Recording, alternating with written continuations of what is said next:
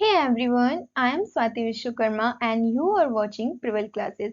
So, हम लोग यहाँ मेकिंग ऑफ इंडियन कॉन्स्टिट्यूशन पढ़ रहे हैं जिसका ये पार्ट 3rd वीडियो है। इससे पहले हमने 2 वीडियोस को कंप्लीट किया है। चलिए आज हम देखेंगे कमिटी कौन थी, कमिटी कौन कौन सी कमिटी थी और उसके चेयरमैन कौन कौन से थे। लास्ट क्लास में हमने देखा था 8 मेजर कमिटी थी और 13 माइनर कमिटी थी। ओके, तो चलिए क्वेश्चन देखिए, एग्जाम पॉइंट ऑफ व्यू से भी इम्पोर्टेंट है। क्वेश्चन हमेशा पूछता है कि कमिटी कौन सी थी, उसके चेयरमैन कौन से थे, लेकिन बहुत ज्यादा डिटेल में नहीं पूछता है, इतना याद रखना काफी है। ठीक है, तो हम एक ओवरव्यू लेते हुए पढ़ेंगे। देखिए, जवाहरलाल नेहरू कौन कौन सी कमिटी के चेयरमैन थे, तो union power committee, union constitution committee और state committee. Union power committee क्या थी, यहाँ पे ये डिसाइड करना था कि कौन सी पावर यूनियन के पास रहेगी, मतलब सेंटर में रहेगी, और कौन सी पावर स्टेट्स में, अलग अलग प्रोविंसेस में रहेगी। ठीक है, तो इसका डिसाइड करना था। तो ये इसके चेयरमैन कौन थे, जवाहरलाल नेहरू। अब यूनियन कॉन्स्टिट्यूशन कमिटी, अब कॉन्स्टिट्यूशन किसके लिए बन रहा है, यूनियन, पूरे स्टेट। देखिए स्टेट की बात हो रही है ना, तो यहाँ स्टेट का ये मतलब नहीं है कि एक अलग अलग राज्य। ठीक है, स्टेट का यहाँ मतलब क्या हो रहा है कि ये क्या है, एक होल कंट्री के लिए इसको स्टेट हम रिप्रेजेंट करते हैं। ओके, तो देखिए, तो यूनियन कॉन्स्टिट्यूशन कमिटी का मतलब है यूनियन के लिए, मतलब कोई एक स्टेट के लिए क्या बनाना है, कॉन्स्टिट्यूशन बनाना है ना। तो उसके भी हेड या चेयरमैन बोल लो, तो कौन थे वो, जवाहरलाल नेहरू जी थे। और स्टेट्स कमिटी के चेयरमैन भी कौन थे, जवाहरलाल नेहरू। तो जवाहरलाल नेहरू मेजर कमिटी में कौन कौन से हो जाएंगे, union power committee, union constitution committee और स्टेट कमिटी। एक तरीके से आप बोलो तो सेंटर से रिलेटेड कमिटी आप याद रखने के लिए कर सकते हो जवाहरलाल नेहरू जी, है ना। अब देखिए सरदार वल्लभ भाई पटेल जी, सरदार वल्लभ भाई पटेल, यहाँ पे छूट गया है, एक मिनट। तो सरदार वल्लभ भाई पटेल, यहाँ पे हम क्या देखेंगे, ये कौन कौन सी कमेटी के चेयरमैन थे, तो provincial constitution committee, advisory committee on fundamental right, minorities and tribal and excluded areas. Sardar Patel ji को हम क्या कहते हैं, सरदार वल्लभ भाई पटेल जी को हम आयरन मैन ऑफ इंडिया भी कहते हैं, है ना। तो देखिए प्रोविंशियल कॉन्स्टिट्यूशन कमेटी, इन्होंने ही क्या किया था, क्यों इन्हें आयरन मैन कहते हैं, आयरन मैन ऑफ इंडिया क्यों कहते हैं, क्योंकि इन्होंने क्या किया था, सारे कॉन्स्टिट्यूशन को एक साथ जोड़ने का काम किया था, है ना। यूनियन में हमारे भारत देश में मिलाने का काम किया था। और उस समय में क्या थी, बहुत अलग अलग प्रोविंसेस थी, है ना। तो ये काम किसको सौंपा गया था, सरदार वल्लभ भाई पटेल जी को सौंपा गया था। और इसीलिए आपको याद रखना है, provincial committee, provincial constitution committee के हेड या चेयरमैन कौन थे, सरदार वल्लभ भाई पटेल जी थे, है ना। और फिर यहाँ पे हम क्या देखेंगे, advisory committee on fundamental rights, minorities and tribal excluded areas, तो इनके कौन थे, सरदार पटेल। अब देखिए इनका काम क्या था, इनका काम था कि जितने भी प्रोविंसेस अलग अलग हैं उनको हमको क्या करना है, यूनियन में, एक भारत देश में हमें मिलाना है। तो इन्हीं को ना ध्यान रखना पड़ेगा कि अलग किसी के भी फंडामेंटल राइट को वायलेट नहीं हो, माइनॉरिटीज का भी ध्यान रखा जाए, ट्राइबल्स का भी ध्यान रखा जाए, एक्सक्लूडेड एरियाज को भी हम साथ लेकर के चले। तो आप ऐसे याद रख सकते हैं, सरदार पटेल जी, सरदार वल्लभ भाई Patel, provincial constitution committee and advisory committee on fundamental right, minorities and tribal excluded areas. Okay, हमारे जवाहरलाल नेहरू जी है ये, और यहाँ पे सरदार वल्लभ भाई पटेल जी, आप देख सकते हैं, आपको पता ही होगा, है ना। आगे देखते हैं डॉक्टर राजेंद्र प्रसाद। डॉक्टर राजेंद्र प्रसाद क्या क्या के थे, रूल्स ऑफ प्रोसीड्यूर कमिटी और steering committee. Rules of procedure committee, अब इनका काम क्या था, रूल्स देखना था कि कैसे कैसे क्या हो रहा है, कोई भी चीज वर्क हो रहा है। ठीक है, इनको इनका ध्यान किसे रखना था, राजेंद्र प्रसाद जी को। और राजेंद्र प्रसाद जी आगे चलकर क्या बनते हैं, हमारे फर्स्ट प्रेसिडेंट ऑफ इंडिया बनते हैं।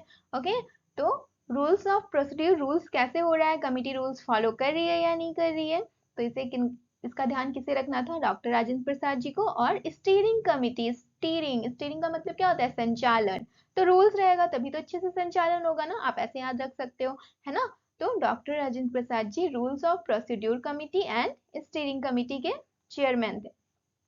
ठीक है, आगे हम देखते हैं डॉक्टर भीमराव अंबेडकर जी। डॉक्टर भीमराव अंबेडकर किसके चेयरमैन थे, ये तो सबको ही जानते हैं, ड्राफ्टिंग कमिटी। ड्राफ्टिंग कमिटी का काम क्या था, कॉन्स्टिट्यूशन को ड्राफ्ट करना, है ना। तो ड्राफ्टिंग कमिटी के चेयरमैन कौन थे, doctor Bhimrao Ambedkar ji. I hope it is clear. तो हमने यहाँ पे 8 कॉन्स्टिट्यूंट असेंबली या कॉन्स्टिट्यूंट कमिटी जो थी, हमने उसे रिवाइज कर लिया है। आपको ये क्लियर होगा, है ना। चलिए आगे हम देखते हैं minor committee of constant assembly. Minor committee को हम ज्यादा डिटेल में नहीं पढ़ेंगे, बस एक बार हम रिवाइज करते हुए चलते हैं। देखिए कमिटी ऑन, कितनी माइनर कमिटीज थी, चलिए आप मुझे बताइए कितनी माइनर कमिटीज थी। 13, है ना। एक मिनट, कितनी थी? 13 माइनर कमिटीज थी, है ना। तो चलिए अब हम देखते हैं यहाँ पे committee on function of constant assembly. तो कांस्टेंट असेंबली के फंक्शन के लिए कौन सी कमिटी बनाई, जो कमिटी बनाई गई थी उसके हेड या चेयरमैन कौन थे? जीवी मावलंकर जी। अब एडहॉक कमिटी ऑन सिटीजनशिप, देखिए एडहॉक कमिटी क्या होती है ना, ऐसे तो कमिटी हम बनाते हैं, है ना, लेकिन एडहॉक कमिटी कुछ स्पेशल कमिटी होती है जो क्या होती है, किसी एक पर्टिकुलर फंक्शन को करने के लिए वो कमिटी बनाई जाती है, ठीक है। और जैसे ही वो कमिटी का काम कंप्लीट होता है, जैसे ही वो कंप्लीट कर दी, वो कमिटी क्या होती है, वैलिड नहीं रहती है, वो कमिटी खत्म हो जाती है ना। तो एडहॉक कमिटी क्या होती है, किसी स्पेशल पर्पस के लिए, किसी स्पेशल कॉन्सेप्ट पे डिस्कशन करने के लिए कोई कमिटी बनाई जाती है, और फिर जैसे ही उस कमिटी का काम खत्म होता है, मतलब वो अपना रिपोर्ट सबमिट करती है, उसके बाद उस कमिटी को डिसॉल्व कर दिया जाता है ना। तो एडहॉक कमिटी आपको क्लियर है। तो एडहॉक कमिटी ऑन सिटीजनशिप, तो एडहॉक कमिटी ऑफ सिटीजनशिप के हेड या चेयरमैन कौन थे? एस वर्हाचारी जी, ठीक है। और फिर प्रेस गैलरी कमेटी के चेयरमैन कौन थे? उषानाथ सिंह, है ना। फिर क्रेडेंशियल कमिटी, इसके कौन थे? Alladi Krishnaswami Ayyar. Order of business committee, doctor K M Munshi. Finance and staff committee, doctor Rajendra Prasad ji. Committee, अच्छा doctor Rajendra Prasad major committee में किसके चेयरमैन थे? याद है आपको कुछ, क्या कर रहे थे, इनका काम क्या था? थोड़ा सा याद कीजिए, क्या कर रहे थे, इनका काम क्या था? रूल्स को ध्यान में रखना, रूल्स ऑफ प्रोसीड्यूर कमिटी। और रूल्स रहेगा तो क्या होगा, संचालन अच्छे से होगा तो स्टीयरिंग कमिटी। याद है ना, ऐसे आप लिंक करके पढ़ोगे ना तो आपको बहुत अच्छे से याद रहेगा। आगे हम देखते हैं, ये क्या है, मेजर की बात कर रहे हैं हम, हाँ कंफ्यूज नहीं होना है यहाँ पे। और ये हम पढ़ रहे हैं माइनर, है ना। तो committee on chief commissioner provinces, इनके कौन थे? बी पट्टाभी सीताराम मैया जी। हाउस कमिटी पट्टाभी सीताराम मैया जी, देखिए दोनों के थे सेम है। अब देखिए एडहॉक कमिटी फिर से आ गई, लेकिन ये एडहॉक कमिटी किसके लिए? On supreme court. तो यहाँ पे कौन थे? एस वर्हाचारी, ठीक है। और यहाँ पे कौन सी कमिटी थी? सिटीजनशिप के लिए थी, ठीक है। आगे देखिए expert committee on finance provinces, ठीक है। तो यहाँ पे कौन थे?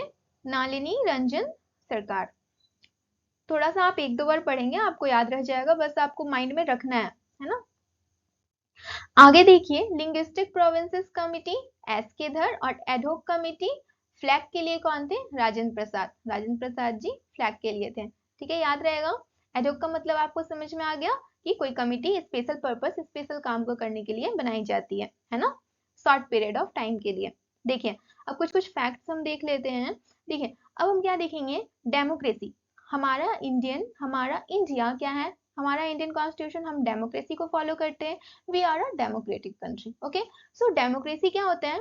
For the people, by the people, of the people. ये किसने कहा था? For the people, by the people and of the people. ये आप हमें वीडियो में बताएंगे, ओके।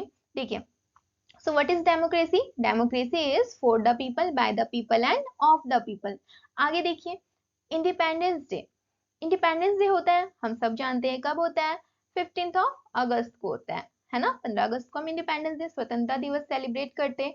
तो इस दिन क्या होता है, जो प्राइम मिनिस्टर है वो झंडा कहाँ पे फहराते हैं? रेड फोर्ट पर फहराते हैं, है ना, होस्ट करते हैं। और रिपब्लिक डे हम कब मनाते हैं? 26 जैन को मनाते हैं, है ना। और इस दिन क्या करते हैं? प्रेसिडेंट फ्लैग अनफोल्ड करते हैं, कहाँ पे? कर्तव्य पथ। कर्तव्य पथ कुछ और नहीं है, राजपथ का नाम बदलकर कर्तव्य पथ कर दिया गया था, ठीक है। तो राजपथ पे प्रेसिडेंट रिपब्लिक डे में झंडा फहराते हैं।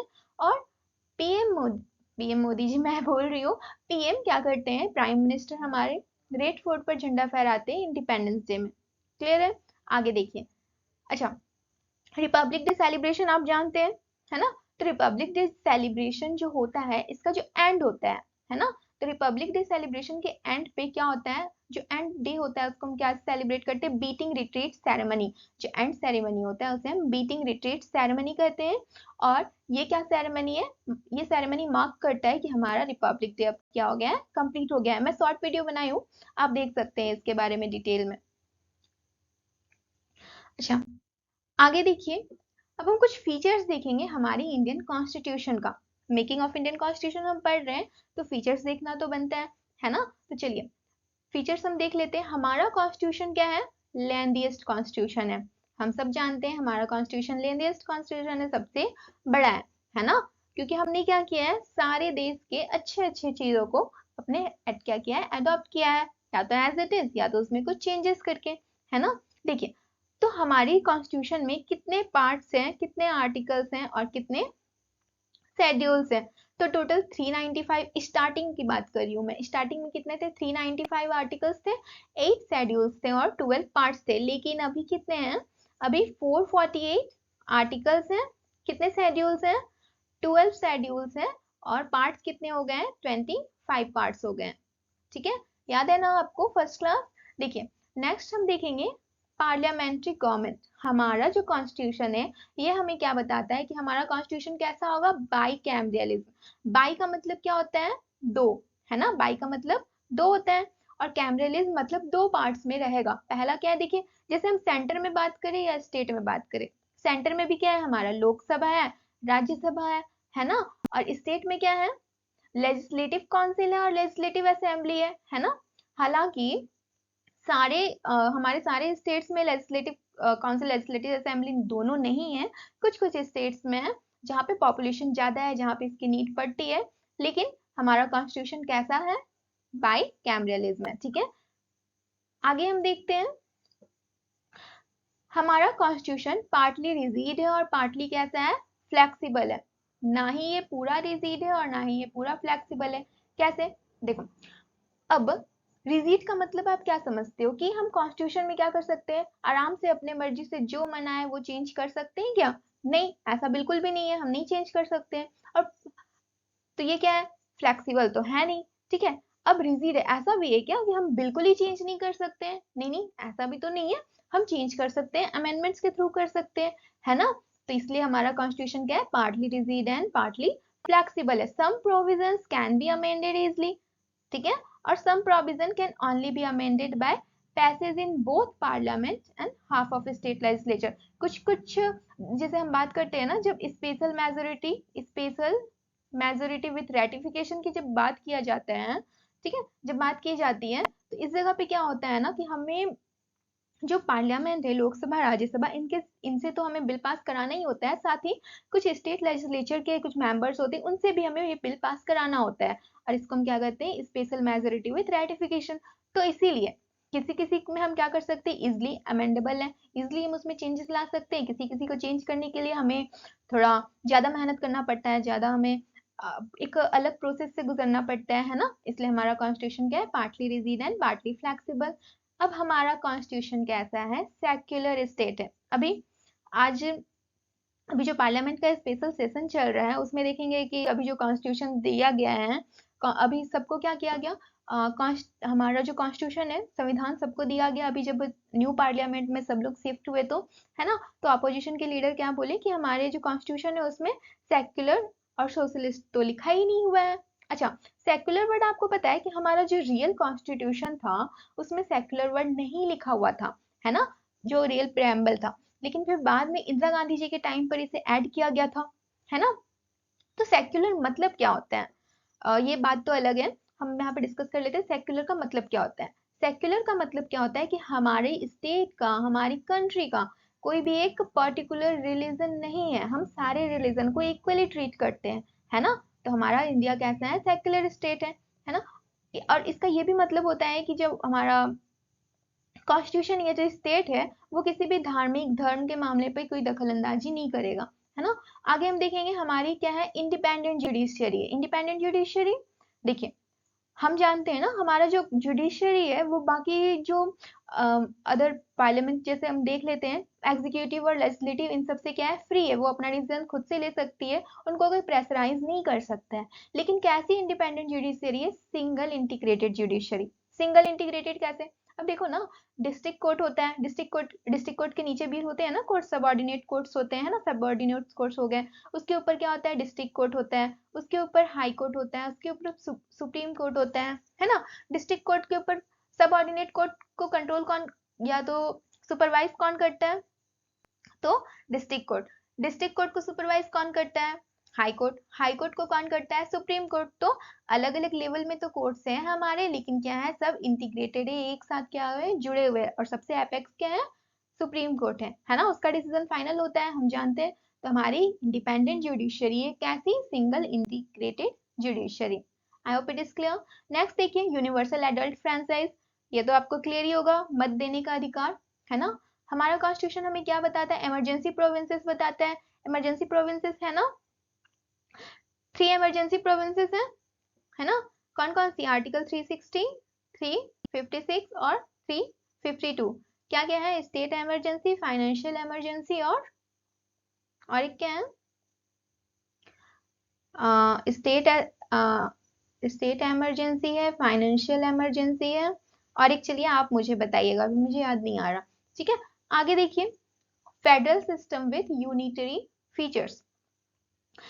अब हमारा कॉन्स्टिट्यूशन कैसा है? Federal system. फेडरल से आप क्या समझते हो? Division of power. पावर का यहाँ पे क्या है?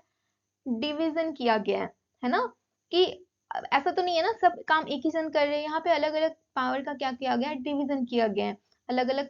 जैसे आप ऐसे ही देख लीजिए ना कि हमारी जल शक्ति मिनिस्ट्री होती है, फिर हमारी टेक्सटाइल मिनिस्ट्री होती है, फिर फॉरेन अफेयर्स मिनिस्ट्री होती है। तो पावर को डिवाइड किया गया है ना, लोकसभा राज्यसभा अलग अलग, इस टाइप से हम अलग अलग टाइप से पावर को क्या किया है? डिवाइड किए हैं।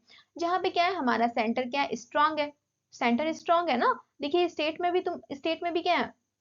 स्टेट अपना लॉ बना सकती है ना। लेकिन सब क्या है, सब, लेकिन जब ऐसी सिचुएशन आ जाती है कि सेंटर और स्टेट की बात हो जाती है किसी भी डिसीजन पे, तो वहां पे किसका डिसीजन सुप्रीम होता है? सेंटर का होता है ना। तो सेंटर क्या है? स्ट्रांग है हमारा। और यूनिटरी का मतलब क्या होता है? कि हमारा स्ट्रॉन्ग सेंटर है और सिंगल सिटीजनशिप है। ऐसा नहीं है जैसे आप यूएसए में देखोगे तो वहां पे क्या होता है, स्टेट की अलग आपको सिटीजनशिप मिलेगा और फिर एक सेंटर का अलग से सिटीजनशिप मिलता है ना। तो वहां पे 2 सिटीजनशिप लोगों के पास होता है, लेकिन हमारा ऐसा नहीं है। हमारे यहाँ स्टेट्स तो है बहुत सारे, लेकिन हम सबको को क्या है? एक ही सिटीजन मिला है, वी आर इंडियंस। ओके, देखिए तो हमारा कॉन्स्टिट्यूशन कैसा है? फेडरल तो नहीं है ना, हमारा कॉन्स्टिट्यूशन कैसा है? क्वासी फेडरल है। क्वासी फेडरल है, डिवीजन ऑफ पावर तो है हमारा, ठीक है, पावर को डिवाइड किया गया है, लेकिन सब क्या है? ये एक दूसरे से इंटीग्रेटेड है, जुड़े हुए है ना, बिल्कुल ही अलग अलग नहीं है। इसीलिए हमारा कॉन्स्टिट्यूशन कैसा है? क्वासी फेडरल है, ठीक है, क्वासी। और ये क्वासी फेडरल ये किसने कहा था? केसी वेयर जी ने कहा था। ओके, अच्छा, आगे हम देखेंगे वोटिंग एज। वोटिंग एज क्या हुआ है? रिड्यूस करके कितना, हमने देखा ना, यूनिवर्सल एडल्ट फ्रेंचाइज के बारे में हमने पढ़ा कि वो क्या है? वोटिंग देने का अधिकार है हमारे पास, है ना। तो पहले क्या था? पहले जिसके 21 ईयर्स थे वो वोट दे सकते थे, 21 ईयर या तो उससे ज्यादा है वो वोट दे सकते थे। लेकिन 1989 में क्या होता है? देखिए 1988 में सबसे पहले तो 61st कॉन्स्टिट्यूशनल अमेंडमेंट होता है। अमेंडमेंट क्या होता है? कोई भी हमें कुछ भी चेंजेस लाना होता है हमारे कॉन्स्टिट्यूशन में, तो हम उसे क्या करते हैं? अमेंडमेंट करते हैं, है ना। तो 61st कॉन्स्टिट्यूशनल अमेंडमेंट होता है 1988 में, और ये कहा जाता है कि नहीं, अब हम क्या करेंगे? वोटिंग एज को 21 से घटा करके कितना हो जाना चाहिए? 18 ईयर्स हो जाना चाहिए।